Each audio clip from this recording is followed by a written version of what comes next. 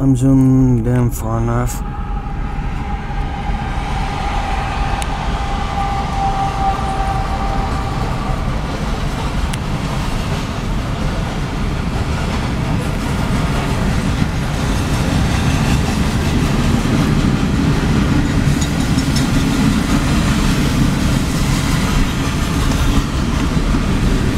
Probably a load of grain or a load of corn.